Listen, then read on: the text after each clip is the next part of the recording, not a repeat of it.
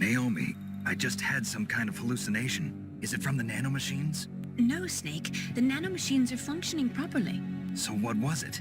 It must have been psychometric interference coming from Psycho Mantis, Foxhound's psychic. Think of it as a mental feedback loop.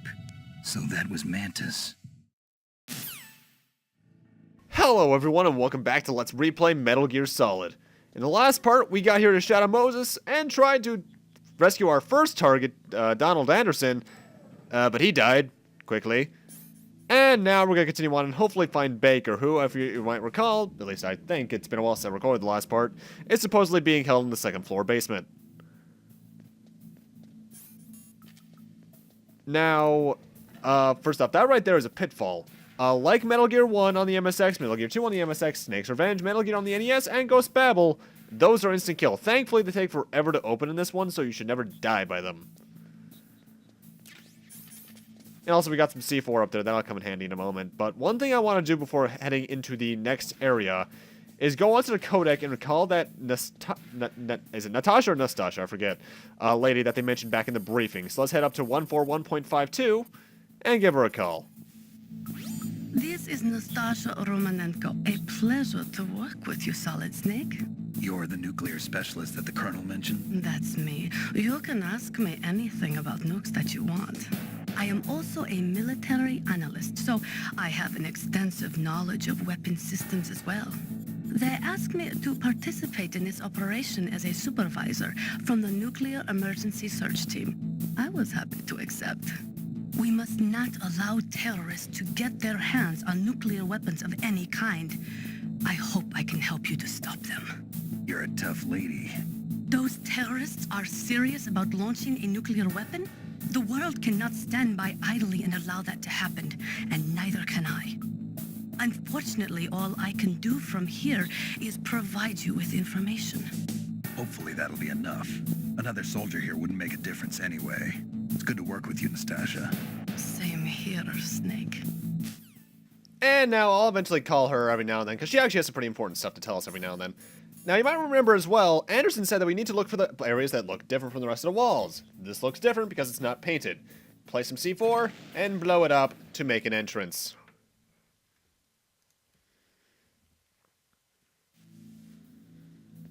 And now to do more of the same. You should always have 4 C4 when doing this, and you'll always end up with 1 if you know how to do things just right. Either way, when you blow up this wall, get out your pistol because you're going to need it coming up here. Call it a hunch.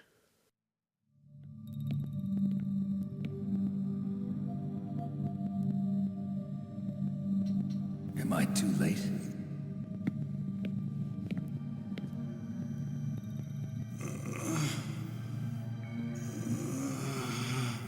He's alive.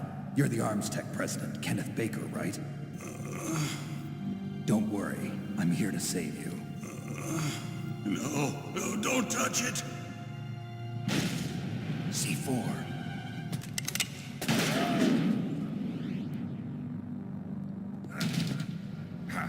Right. Touch that wire, and the C4 will blow up along with the old man. So you're the one that the boss keeps talking about. And you? Special Operations Foxhound. Revolver Ocelot.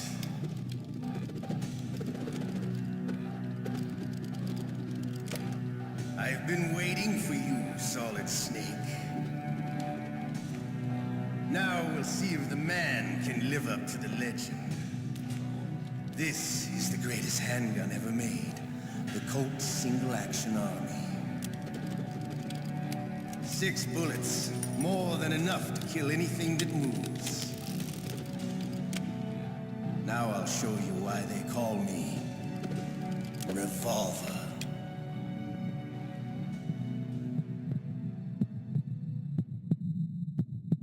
Draw! And our first major boss fight against Ocelot. However, in any Foxhound boss fight, you can actually call Campbell and Nastasha to get some extra info on the characters and their weapons. So I'm going to be doing that for every single one of them. First off, let's call Campbell for some background on Ocelot. If you've got a question about Foxhound, ask Dr. Naomi. Revolver Ocelot is a former member of Spetsnaz. After After the fall of the Soviet Union, he apparently served in the Russian tax police's elite SWAT team. After that, he joined the SVR, the Russian Foreign Intelligence Agency, which was formerly a part of the KGB. But according to my sources, he was dissatisfied with the rigid system of the KGB and wanted to get out. That's when he was recruited by Foxhound. He's a gun fanatic and totally obsessed with cowboy movies and spaghetti westerns. He's also something of a sadist. He learned the most advanced torture techniques while he was with Spetsnaz. Yeah, he had plenty of practice. Lubyanka prison is located right there inside KGB headquarters. In a gunfight, reloading is usually the most dangerous time, but he loves it. Use that to your advantage. You'll have to take him out when he's reloading. Can you see where his number of remaining bullets is displayed on the screen? Wait for the right moment and then take him out.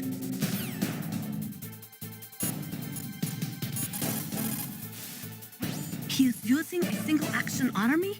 The first model of that gun was made in 1873, over 130 years ago. Today, they're still being made in small numbers, but that's just for collectors and such. Nobody uses them in combat anymore. The biggest drawback to revolver-style handguns is reload time. That's your chance. So if you couldn't figure it out by those conversations, we need to really shoot Ocelot when he's reloading. Now, Ocelot can only ever shoot you, but don't walk into the middle because you will activate the C4. And the thing is you need to watch out for his bullets is that he can ricochet them, so watch out for that. However, if you know the trick I mentioned at the very end of the last part, by holding X while holding your pistol out, you can run with it, making this boss very easy because you can easily just track behind Ocelot. Who, by the way, the guy who voices Ocelot, his name is, what was it? Patrick Zimmerman, at least in this game, and he didn't do much else. He's mostly just Ocelot. He's also Elroy Jensen in some stuff, but nothing really... There's nothing like the feeling of slamming a long silver bullet. I love that line. I love that line a lot. Either way, as I was saying, he's Elroy Jensen in some stuff, but he doesn't really do a lot. And Nastasha is voiced by Renee Rudman, who is aside from Nastasha, she doesn't do much stuff either. She's Eleanor Butterbean in the Grim Adventures of Billy Mandy stuff, and in Animusha 2, I think it was, she was Oyu. You're pretty good. Just what I'd expect from the man with the same code as the boss. It's been a long time since I had such a good fight, but I'm just getting warmed up. What? My hand!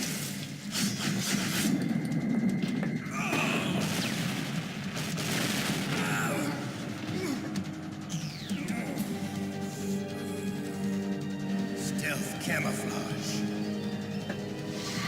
Can't you even die right? You were lucky. We'll meet again! Who are you? I like you. I have no name.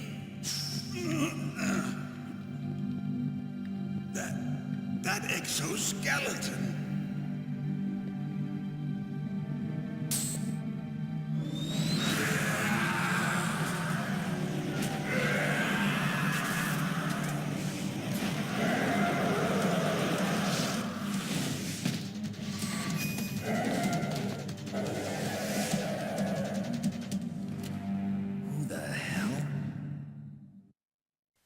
That's another Robot Ninja, 2 games in a row.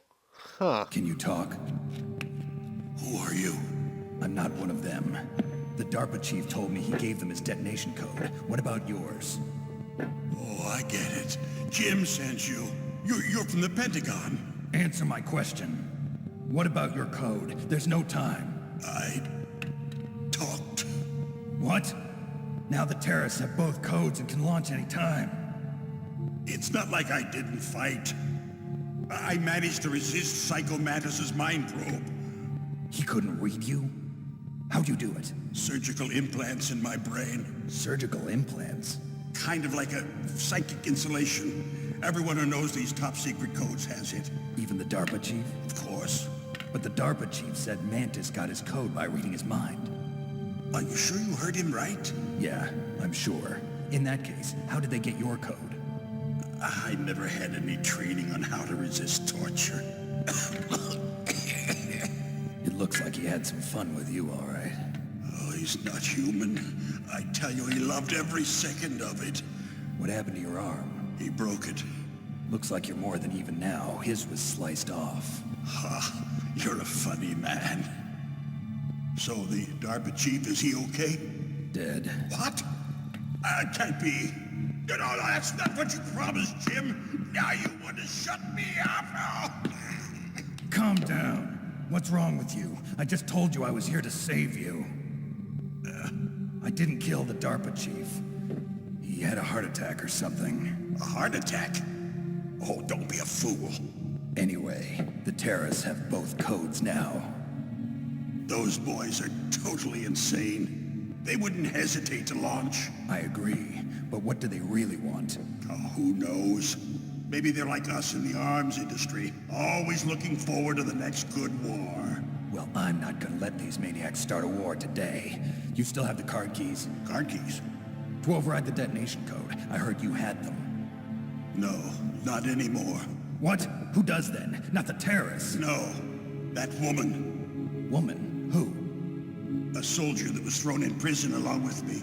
A female soldier, it must be. She said she had just joined up as a new recruit. They threw her in prison because she refused to take part in the rebellion. A new recruit? Could that be the Colonel's niece? I gave her the key. Looks like she managed to break out of here, though. I hope she's okay. I'm sure she is. She's green, but as tough as they come. But how did you know she escaped? I was in contact with her by codec. Until I was tied up here, that is. Codec? Yes, she stole it from the guard. If she still has it, you should be able to contact her. I'm sure she still has it. What frequency was she at? Oh, yeah. Let me tell you, it's... Oh, sorry. I forgot. Alright, cut. Kojima, what is it? Do you remember the directions you were given for this next scene? Relax, I think I know what I'm doing here. I have an idea of how to take this scene. Action. Damn!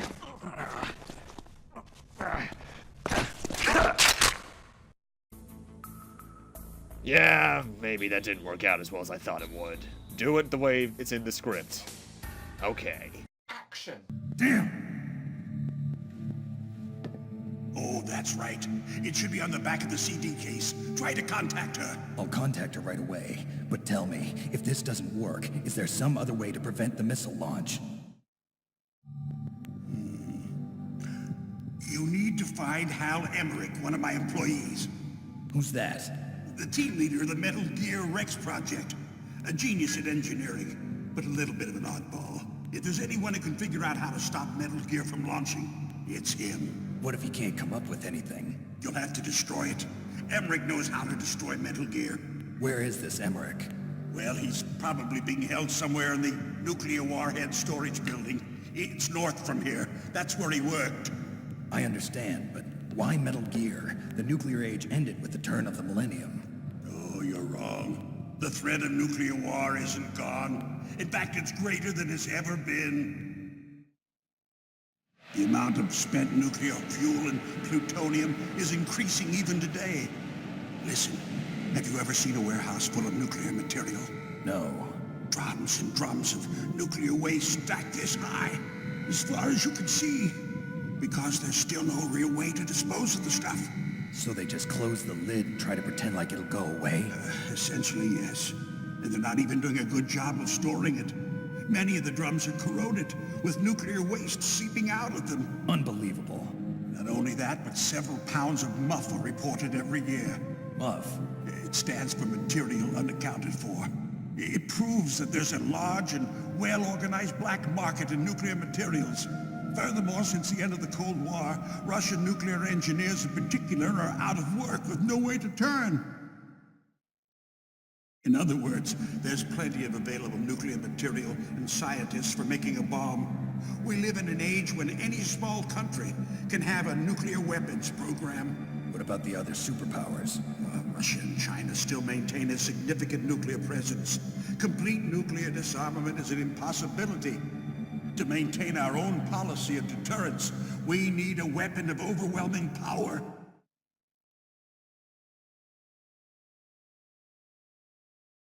You mean Metal Gear? Yes, You know our industry suffered quite a blow as a result of the cuts in military budgets due to this so-called peace. I remember hearing a lot about mergers and takeovers among the big weapons makers. Yes, and after my company lost their bid to produce the Air Force's next line of fighter jet, the Metal Gear system was our last ace in the hole.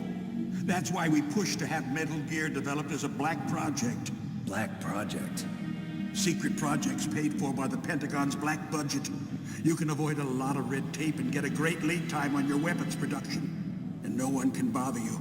Not even those bleeding heart liberals on the Military Oversight Committee.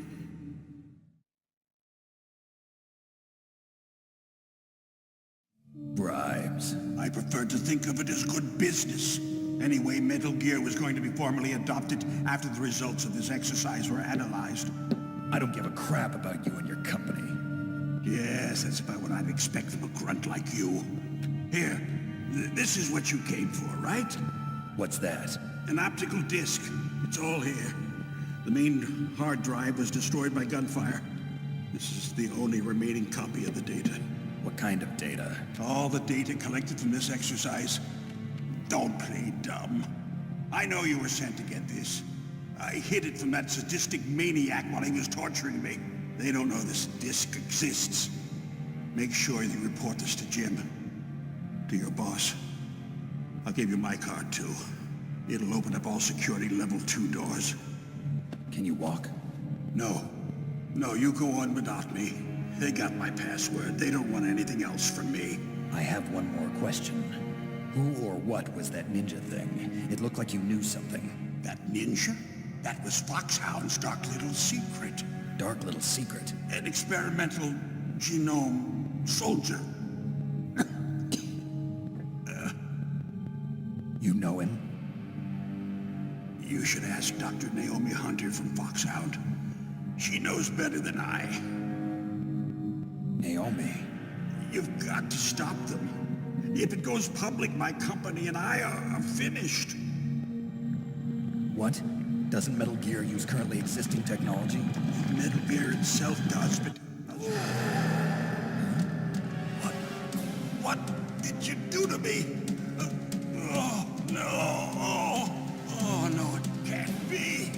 Those Pentagon bastards. So, they actually went and did it. What are you talking about? They're just using you for...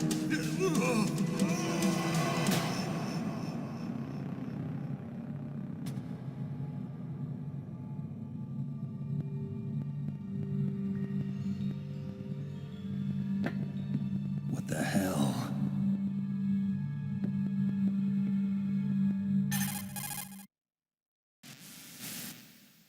Colonel, are you listening? Now he's dead too. I have no idea. Don't lie to me. It looked like another heart attack, but... Some kind of poison? Well, there are lots of drugs that can cause a heart attack in large doses. For example, potassium chloride or dioxides, but we won't be able to tell without doing an autopsy. Damn. Snake, I want you and Meryl to work together. Can I trust her? More than you can trust me. Get in contact with her. Snake, there's a lot of electrical interference coming from there. It should be okay if you do burst transmission like us, but normal transmission is probably impossible. Try moving away from that area. Snake, get a hold of yourself. Naomi, what the hell was that ninja thing? A member of Foxhound? No. Are you sure? Yes, we have no one like that in our unit. Is that right? Snake, I'm counting on you. Well, that was a lot of cutscenes. Either way, the Baker, even though he's now dead, is actually voiced by Alan Lurie, who most people will know as Mesmeron from Pac-Man. Either way, getting in contact with Meryl, there are two things you could do. Either call Campbell, I think 4 or 5 times, or do what Baker said, check the back of the CD case. What does he mean by that? Well, let's go and check it out, shall we? Oh my god. 3 dimensions. I have hands. Well, either way, let's do what we're here to do. Let's see, right over here. Here's my disc case of Metal Gear Solid 1. Let's turn that over. And if you look right there, let me get that focused, we can see Snake talking to what looks to be the lady from the prison. And what's her frequency? But 140.15. I believe this is actually a slight reference to the Japanese box of Metal Gear 2 Solid Snake where they did a similar thing. So, the more you know. Either way, let's head back to the 2D world so we can actually, call her.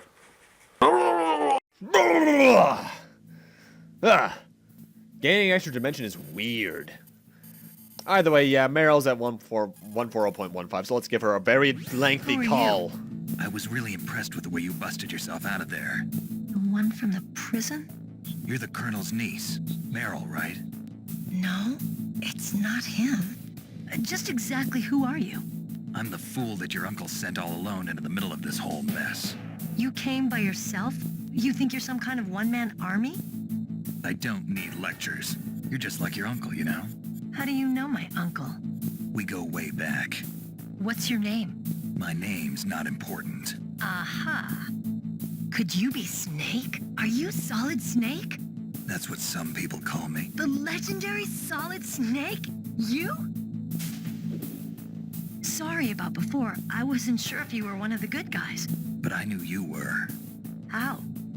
It's your eyes. My eyes? They're not soldiers' eyes. And they're rookies' eyes, right? No, they're beautiful, compassionate eyes. Oh, just what I'd expect from the legendary Solid Snake. You trying to sweep me off my feet? Don't worry, you'll land back on them once you meet me. The reality is no match for the legend, I'm afraid. Oh, I don't believe that. Why did you look so surprised when you saw my face? Because you look just like him. You mean the terrorist leader, Liquid Snake? Yeah, you know him? You're not brothers, are you? I have no family. So what's the deal then? Who knows? Why don't you ask him? But first I want some information. You were involved in this exercise from the beginning. What exactly happened here? I'm sorry. I was captured along with President Baker right after the terrorist attack. That's okay. But what is this place? I don't think it's just a nuclear weapons disposal facility. Boy, oh boy, it's just like them. Nobody told you anything, did they? Okay, you see, this place isn't really for disposing nuclear weapons. This base is owned and operated by a dummy corporation of arms tech. This is a civilian base? Right, for the development of Metal Gear. Colonel. Foxhound and the Next Generation Special Forces were called here for the test launching of a dummy nuclear warhead. Why Foxhound? Because they're a special ops group used to handling top-secret missions. They figured they could help keep it all hush-hush. But we must have fired nuclear warheads before. Why just this time? I heard it was because this was to be a final test before the formal adoption of the Metal Gear program. Well, that's what I heard anyway. Sounds kind of fishy. So what do you think the terrorists want? Sorry. I'm not sure. I was captured with President Baker right after the revolt started. Oh yeah, that's when he gave you the detonation code override keys, right? That's right. Amazing you were able to keep them hidden from the guards. Well, women have more hiding places than men. Anyway, Gross. you met Baker, huh? How's he holding up? He's dead. What? Heart attack. Same as the DARPA chief. The chief died from a heart attack too? Yeah. Was either of them sick or anything? No, not that I heard of. Well, I don't believe in coincidences. Something funny's going on. Sounds like it, but I have no idea what. Me neither. Yet. Do you know the person who designed Metal Gear?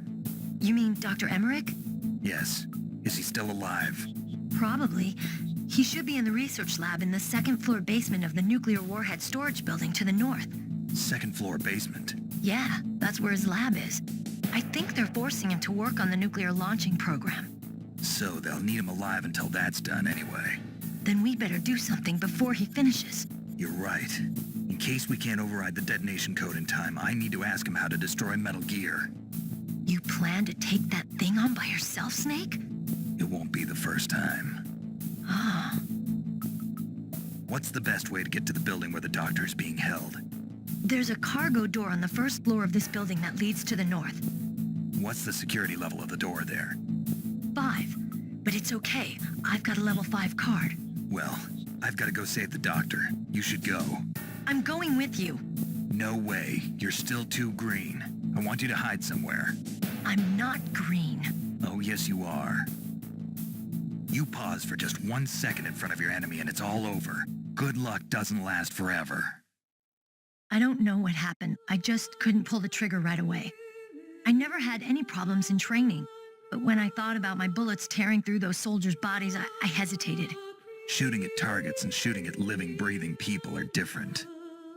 Ever since I was a little girl, I always dreamed about being a soldier.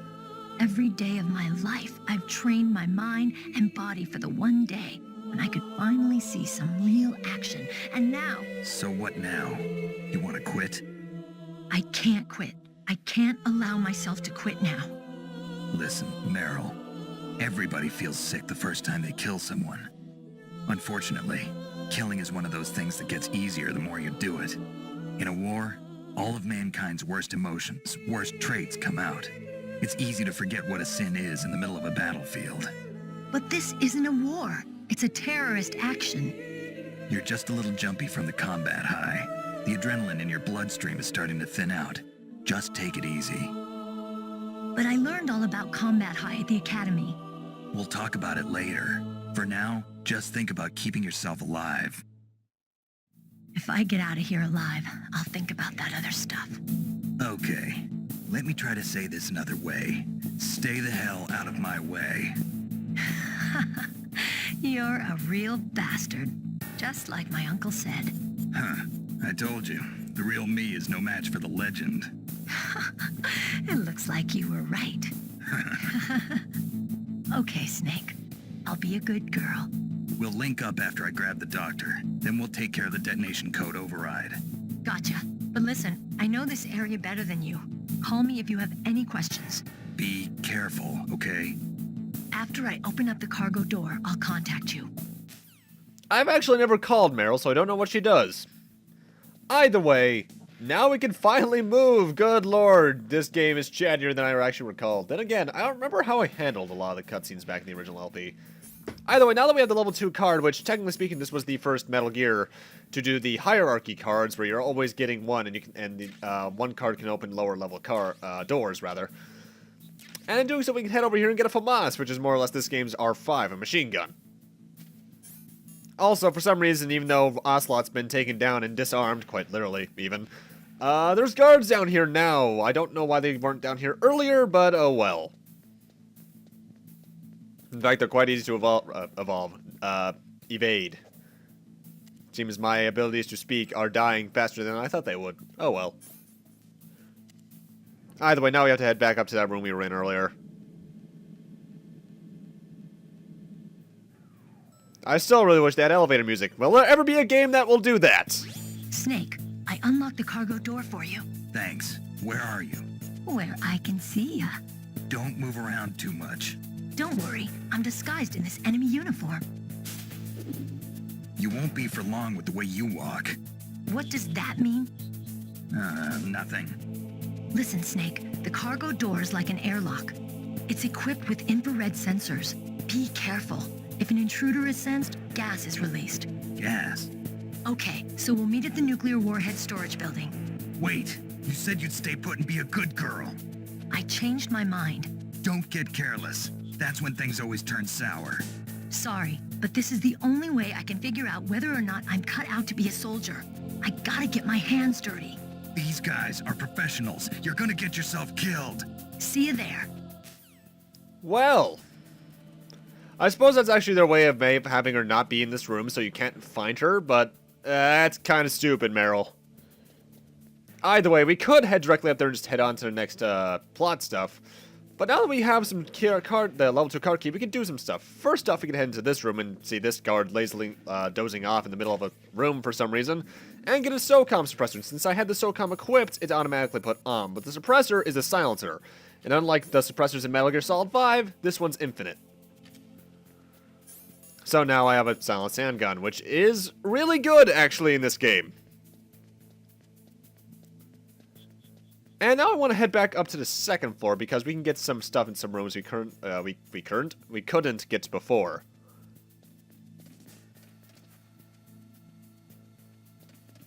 First off, here on the left, we can get our good old friend, the cardboard box A. Like Metal Gear Solid Ghost Babel, there are multiple cardboard boxes in this game. However, their use is a bit different. The later versions of them that we get will actually allow us to do some basic quick travel, actually, throughout Shadow Moses. You might remember the truck that we got the SOCOM in last part. There are a few more of those located throughout the game. 2 of them, actually. And depending on the cardboard box you are wearing when you are sitting in them, you'll be transported to the area that's marked on them. And you can check which area is marked on which cardboard box by looking at them in the menu. Well, the L2R2 menu. Because, yeah, there's no actual sub-menu for items this time around. It's its own little selection thing by pressing and holding L2R2. Which is a system I much prefer, actually. But we want to come over here because it's how we get a mine detector. It does what you think it does. And it's more helpful than the one in the previous 2 games, too, because we also get to see which direction the mines are facing in this one. Because, yeah, the mines in this one are actually, first off, they're claymores. And secondly, they have a range from which they can pick you up. Also, I just knocked that guard out. That's a thing you can first do in this game, though you could actually technically do it in Ghost Babel, but that came out after this. You just pretty much have to attack them without killing them. Good few punches, quick punches at that, or a choke without breaking their necks will do it. Because I actually am trying to not kill as many people as I did in my original LP of this, because, well, the original LP went pretty good. Killing. My recent playthroughs of Metal Gear Solid 5 have made me not like killing in this game as much. Be careful, Snake. That airlock is set with infrared sensors.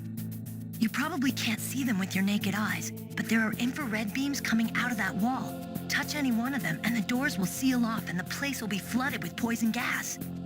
Somehow, you've got to get through without setting off those sensors.